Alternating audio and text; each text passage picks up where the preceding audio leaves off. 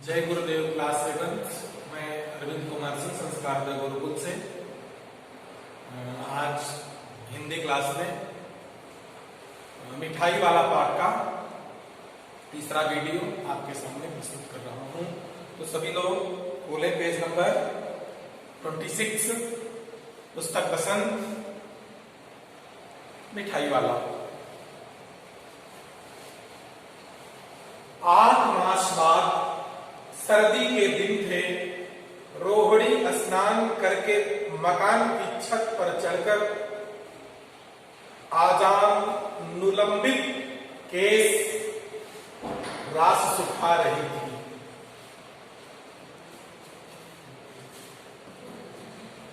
आजान लंबित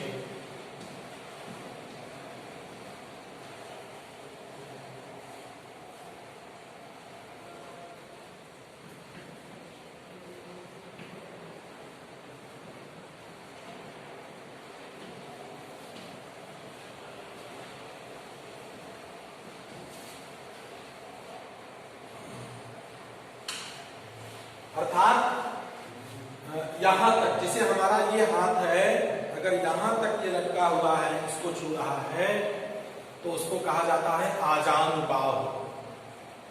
और आजान बाहु कौन थे? श्री राम थे कहा जाता है। उनकी भुजाएं यहां तक लटकी रहती हैं। तो जो घुटने तक भुजाओं वाला होता है वो बहुत भाग्यशाली होता है। ऐसे श्री राम थे। अब इसके बाल जो थे कहां तक लटके हुए थे? ये घुटने तक लटके हुए थे। ठीक, उसको कहा जा रहा है आजान लंबित, घुटने तक लटके हुए बालों वाली। बोल रहा है आजान लंबित मतलब घुटने से घुटने तक लटकी हुई बालों वाली। केस राशि मतलब बालों की गुच्छों को सुखा रही थी। इस समय नीचे की गली में सुनाई पड़ा बच्चों को बहलाने वाला मिठाई वाला। मिठाई वाले का स्वर उसके लिए परिचित था। झट से रोहिणी नीचे उतर आई।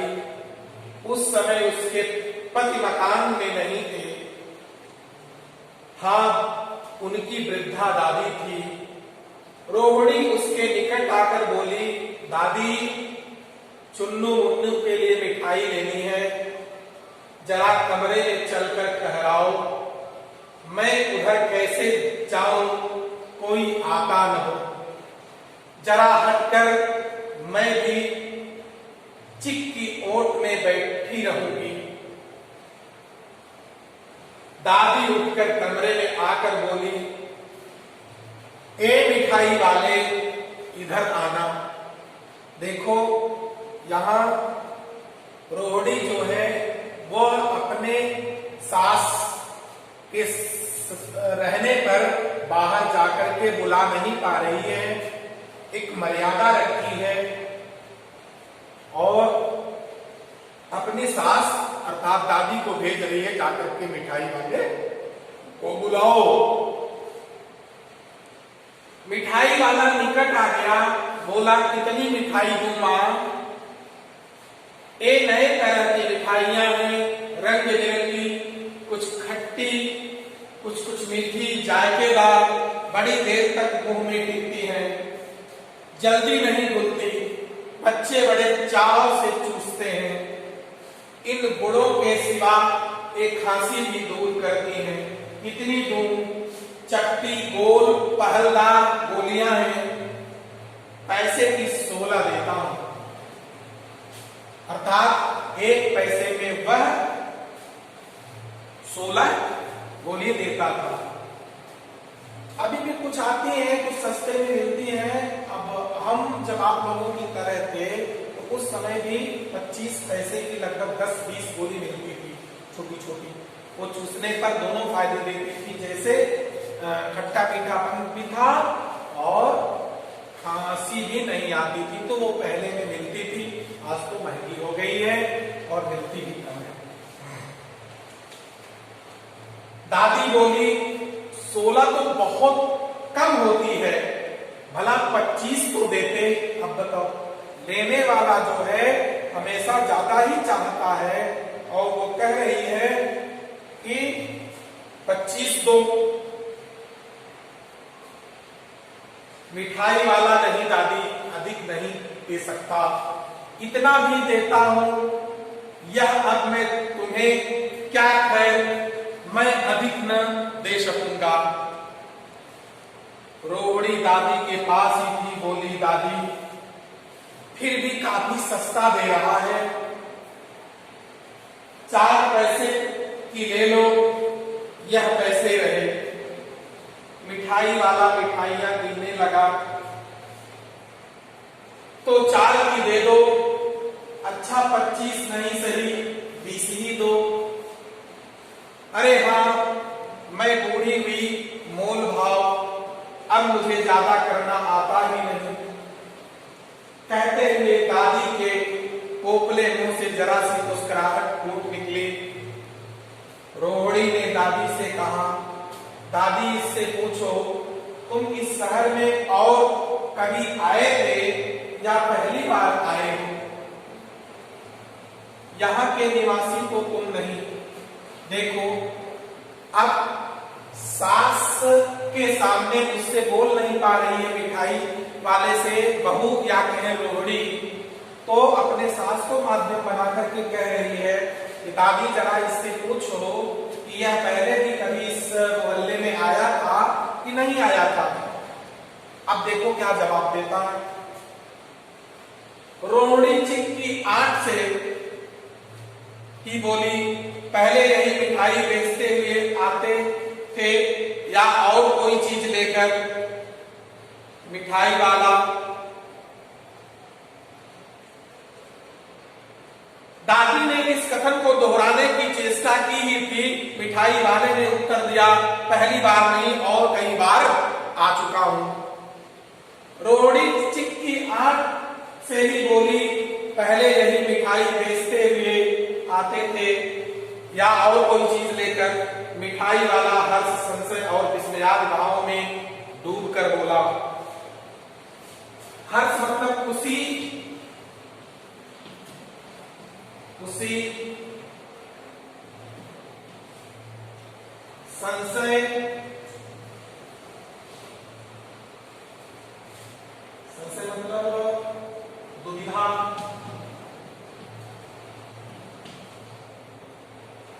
विस्मय,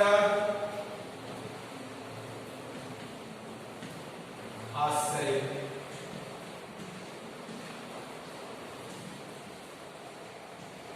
अब देखो जब ये कहने लगी रोहड़ी, तो वह अपने अंदर हर संशय और विषाद तीनों गुणों को सोच करके सोच रहा है कि क्या मैं बोलूं।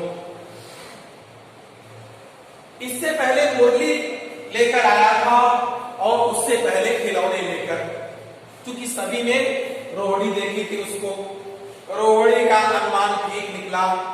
अब तो वह उससे और भी कुछ बातें पूछने के लिए अस्थिर हो उठी। अब रोहड़ी उससे बात करना चाहती थी, इसलिए खड़ी होकर के कुछ कहना चाहती थी।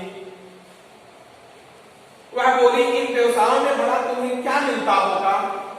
वह बोला, मिलता भला क्या है, यही खाने भर को मिल जाता है, कभी नहीं भी मिलता है, पर हाँ संतोष, धीरज और कभी कभी असीम सुख जरूर मिलता है।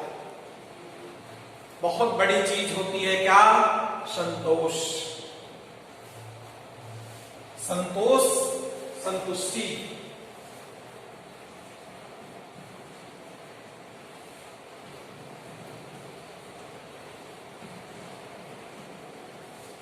बच्चों, जैसे आप इस क्लास में 75% लेकर के जाते हो घर पे, मैंने 75% पाया है।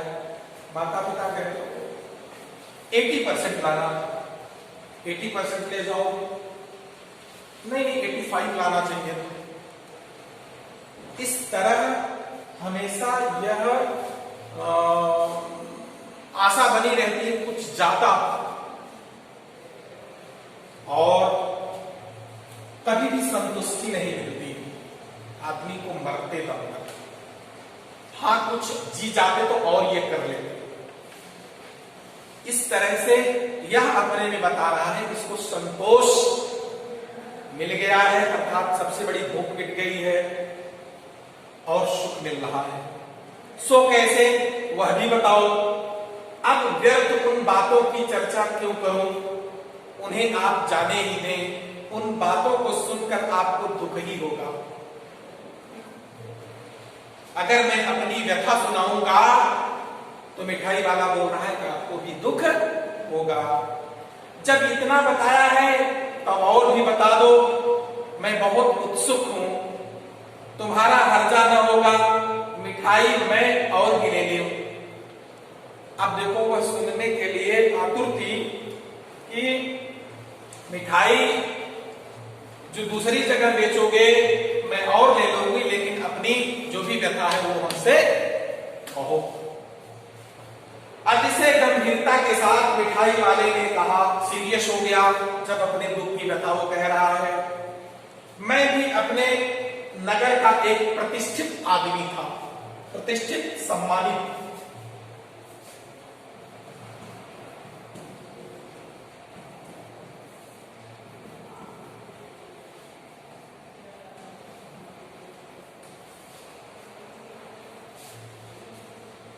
मकान, व्यवसाय, गाड़ी घोड़े, नौकर चाकर सभी कुछ था।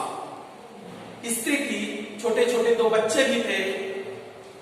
मेरा वह सोने का संसार था। बाहर संपत्ति का वैभव था। वैभव जिसको कहते हो आप जलवा। वैभव मीन्स जलवा।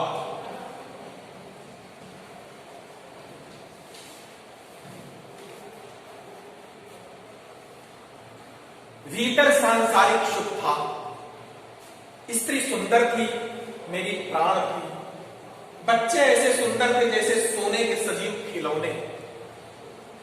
उनकी अठखेलियों के मारे घर में कोलाहल मचा रहता था। समय की गति, विधाता की लीला, अब कोई नहीं है। दोनों बच्चे और बीबी, कोई नहीं बचा है उसका। दादी प्राण निकाले नहीं निकले, इसीलिए अपने उन बच्चों की खोज में निकला हूं। वह सब अंत में होंगे तो यही कहीं, आखिर कहीं न जन्मे ही होंगे।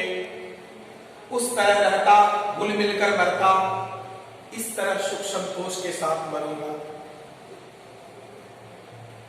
अर्थात जो दूसरे के बच्चे हैं, इनको मिठाई, खिलौना और ये सब देख करके जैसे लगता है कि मैं अपने बच्चों को दे रहा हूं, इस तरह आत्मिक संतुष्टि मिलती है, संतोष मिलता है। यह मिठाई वाला बोल रहा है। अगर अकेले घुटता या उनके साथ रहता वो साथ मरता, आज इन बच्चों के बीच में खुशी से जो है उनको देख रहा हूं और इनके साथ सोच रहा हूं कि जीवन लीला भी समाप्त हो। जैसे ऐसा जान पड़ता है जैसे इन्हीं में उछल कर खेल रहे हो, हंस रहे हो। पैसों की कमी थोड़े ही है, आपकी दया से पैसे तो काफी हैं। जो नहीं है इस तरह उसी को पा जाता हूं। रोहिणी ने अब मिठाई वाले की ओर देखा। उसकी आंखें आंसुओं से तर हैं। इसी बीच चुन्नू मुन्नू आ गए। रोहिणी से लिपट कर उसका आंचल पकड़कर बोले, अम्मा मिठाई। मुझसे लो, यह कहकर तत्काल कागज की 2 पुड़ियां मिठाइयों से भरी मिठाई वाले ने चुन्नू मुन्नू को दे दी। रोहिणी ने भीतर से पैसे फेंक दिए। मिठाई वालों ने पेटी उठाई और कहा, अब इस बार ये पैसे न लूंगा। दादी बोली, अरे अरे ना ना, अपने पैसे ले जा भाई। तब तक आगे से सुनाई पड़ा उसी प्रकार मादक मधुर स्वर में बच्चों को बहलाने वाला मिठाई वाला। अर्थात वह मिठाई वाला फिर अपनी डलिया उठाया और लेकर के गाते हुए चला गया। इस तरह यह कहानी हमें शिक्षा देती है कि समस्त पृथ्वी ही हमारा परिवार है। अर्थात जैसे हम अपने में देखते हैं बच्चों को, उसी तरह दूसरे बच्चों को भी देखें, उनके साथ वैसा व्यवहार करें। और जो खुदा न खास्ता इस तरह से विपत्ति आती है तो जीवन लीला समाप्त कर देते हैं या सब कुछ लुट गया यह करके बैठ जाते हैं, वह चीज अगर दूसरे को आप दे करके परोसते हो तो उसमें अपने को संतुष्टि मिलती है। भले ही बड़े न समझें, लेकिन एक जो छोटे बच्चे होते हैं वह लगाव हो जाता है जो उनके साथ मिलकर के खेलने, खाने या मनोरंजन की कोई चीजें प्रदान करता है, चाहे उनका माँ बाप सगा भी न हो। लेकिन ऐसे अपरिचित आदमी भी उन बच्चों के परिचित हो जाते हैं, क्योंकि बच्चे भगवान के रूप होते हैं, अर्थात उनके अंदर छल प्रपंच दोष नहीं रहता है। और जैसे जैसे हम बड़े हो जाते हैं ये चीजें हमारे अंदर घर कर जाती हैं, तब हम दूसरे को शंका की दृष्टि से देखते हैं, दोष नहीं। जैसे यहाँ दिखाया गया रोडी और दादी उनकी कुछ शंका की दृष्टि से देख रहे हैं, बच्चों से क्या मतलब है, इसलिए वो बच्चों को खिलौने देकर, मिठाई देकर वह अपने बच्चा जैसा व्यवहार कर रहा था। इस तरह बात